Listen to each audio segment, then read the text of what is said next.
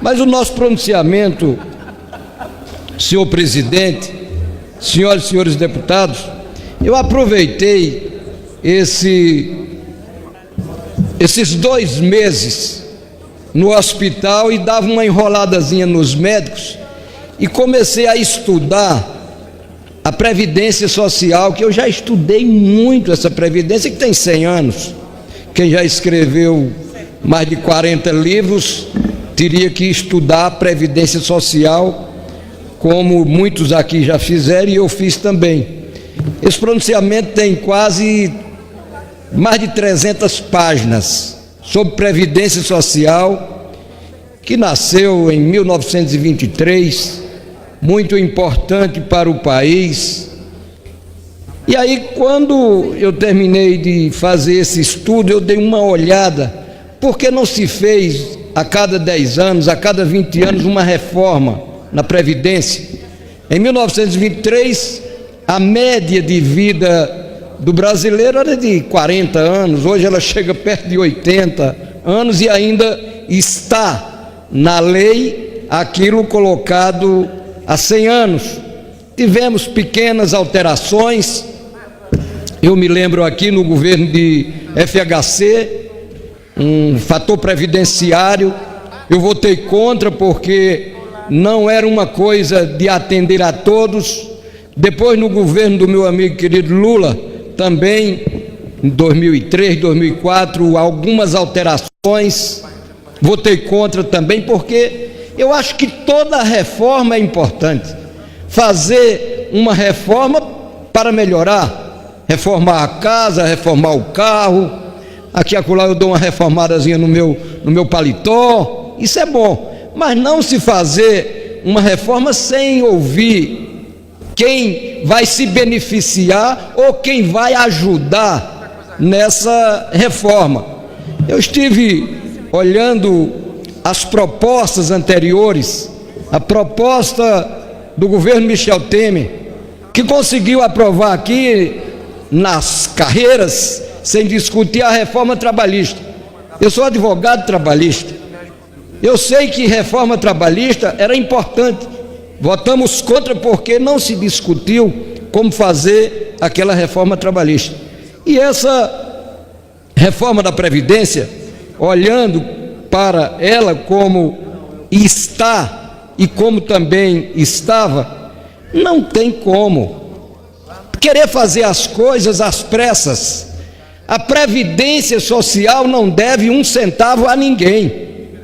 Esses 200 bilhões, quem deve a Previdência Social são os governos, prefeituras, governos estaduais, governo federal. E eu fui autor aqui, senhoras deputadas, senhores deputados, na Assembleia Nacional Constituinte, eu que nasci nas Caatingas, de uma proposta que conseguimos o apoio do Centrão para aprová-la, a aposentadoria de homens e mulheres do campo. E nessa proposta aprovada, na regulamentação, deputado Atlas Lira, a gente já pediu que o Fundo Rural fosse reativado para ser o responsável, que todas as trabalhadoras, que todos os trabalhadores rurais pudessem pagar um percentual de 1%, R$10 ou 2%, R$20 a partir dos 18 anos, para se aposentar aos 60 anos de idade, as mulheres aos 55 anos, com o que contribuíram, e o Tesouro pagaria a diferença para esse Fundo Rural. Não precisa. A Previdência Social, isso foi em 1988, ela tem muito dinheiro, ela vai poder pagar esses trabalhadores rurais toda a vida, não precisa esse Fundo Rural. E o que é que acontece hoje? Mais de 12 milhões de trabalhadoras e trabalhadores rurais, aposentados e aposentadas, recebendo da Previdência Social, sem que ela receba deles e sem que ela receba do Tesouro nenhum dinheiro. Além disto que eu estou falando aqui, e que não pode de maneira alguma, da maneira como está na proposta, porque aí a gente acaba com muitos direitos adquiridos, a transição praticamente não existe. Eu até que ouvindo aqui hoje vários senhores e senhores deputados falar sobre o presidente Jair Bolsonaro, ele conversava comigo aqui há pouco mais de 1 ano, 2 anos, sobre essa reforma e concordava plenamente que não é a Previdência Social que tem essa dívida, e por isso que acho que até ele votou, como a gente votou nas discussões aqui, contrário à Previdência Social. O meu partido, e eu vejo aqui alguns colegas deputados socialistas, eles já apresentaram em uma reunião, não apenas deputados e senadores, o nosso partido como um todo, propostas que a gente pode ajudar a resolver esse problema de se adquirir R$1 trilhão em 10 anos. Essa proposta eu vejo ali o Capiberibe, que saiu, partiu exatamente dele, com o imposto sobre grandes fortunas.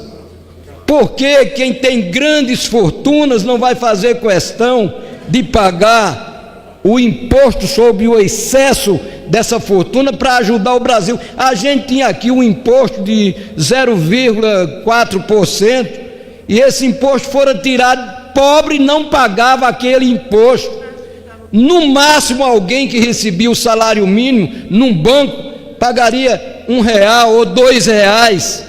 Quem tirou aquilo foi alguém que tem muito dinheiro no banco, tirava muito dinheiro no banco, e aquele imposto de volta também muito importante. Como outro tributo que o meu partido propõe, o imposto sobre grandes fortunas e tributo sobre lucros e dividendos, que é muito importante também. Então eu gostaria de, nesta oportunidade que trago aqui essa proposta, de a gente discutir mais. Não se pode agora querer, até o mês de junho, ou no início do 2º semestre, votar e aprovar essa proposta da reforma da Previdência Social. Ela vai acabar com os trabalhadores e com as trabalhadoras rurais. Pequenos municípios no Brasil inteiro, e o meu estado lá no Nordeste é um dos estados que tem essa oportunidade. Quando recebe R$1 milhão do FPM, os trabalhadores e as trabalhadoras rurais pagam o dobro, R$2 milhões no comércio, na indústria, onde está na bodega fazendo uma compra, fazendo alguma coisa. A gente não pode dar proposta que está aqui, e eu fui professor, e eu tenho poucos filhos, meu pai tinha 21, eu tenho apenas 12, e lá na escola eu tinha 40 filhos numa turma. Quando eu chegava, Atlas Lira, 1 hora depois, mais 40 filhos com 40 cabeças diferentes. A gente não pode fazer com professoras e professores o que se propõe nessa proposta da reforma da Previdência Social aqui no Brasil. Deputado Gonzaga. Eu fui policial, e vou dar a oportunidade agora às senhoras e senhores. Eu fui policial e sei o que é ser um policial. A gente não pode botar um policial que vive enfrentando a bandidagem dia e noite por aí. A gente não pode enfrentar esse policial e deixar que ele fique até 60, 70 anos trabalhando, arriscando a sua vida e da sua família.